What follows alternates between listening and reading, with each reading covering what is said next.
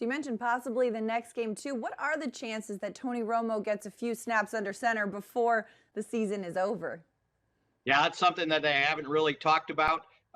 Again, you would like to be able to do that just to have him as sharp as possible going into the playoffs.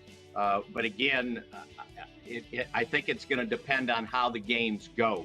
And then who's active. I don't know that you want to do that to Tony Romo, say, okay, you're in mop up duty.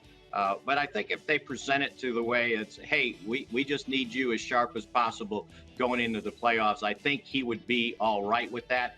But I wouldn't see that happening until maybe the second half of that final game of the season at Philadelphia. Maybe then they pull back. That's kind of been the Cowboys' history when they've been in these situations, and haven't been in it, since 2007.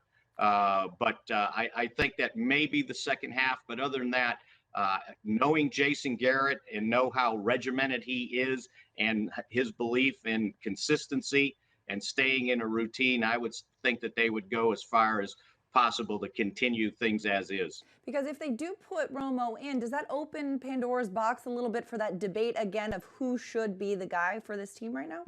It may for people outside the organization, but not for people inside the organization. They are committed to going with Dak Prescott at quarterback, and they decided, a while back, you live or die with the decision. But this is where they're going. This is what's got them to where they're at.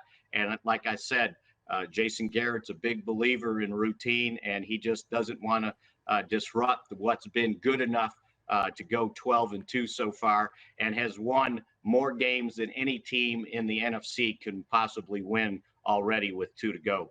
Well, if you're not following that Cowboys game and you just happen to be watching Twitter, you'll know when Tony Romo's in the game, because your timeline will blow up with a lot of Tony Romo references, that's for sure.